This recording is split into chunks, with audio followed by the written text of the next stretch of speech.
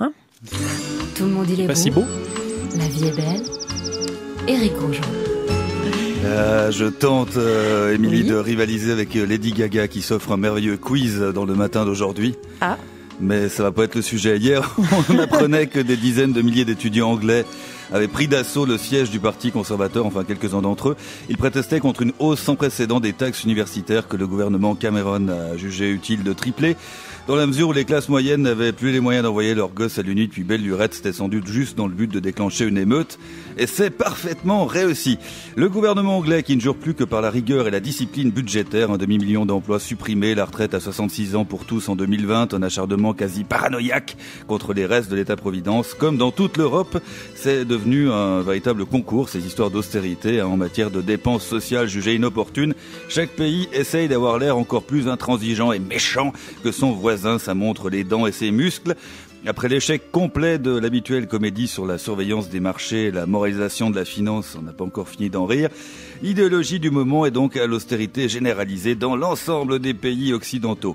Il faut se serrer la ceinture, nous disent-ils, comme si on s'était empiffré, alors qu'ils l'ont eux-mêmes raccourci d'une bonne longueur avant qu'on ait eu le temps d'aller se resservir.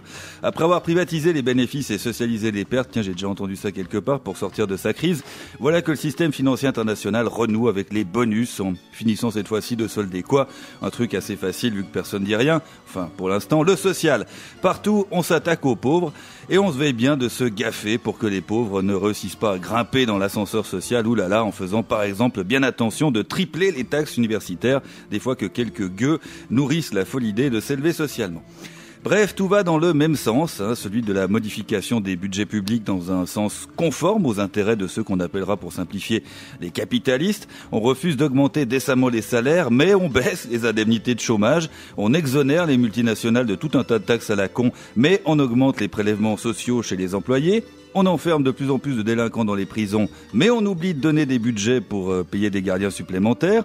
On réclame une meilleure intégration des migrants, mais on compresse le personnel dans l'enseignement public. On baisse les impôts sur les bénéfices, mais on augmente un max les tarifs des transports publics. On pourrait passer la journée comme ça à trouver des exemples ressemblant, mais je pense que tout est clair quand même. Les pauvres sont mis à contribution pour financer la fortune des riches. Voilà, c'est le monde à l'envers, c'est le monde qu'on s'est laissé fourguer depuis une bonne trentaine d'années. Un monde à l'envers.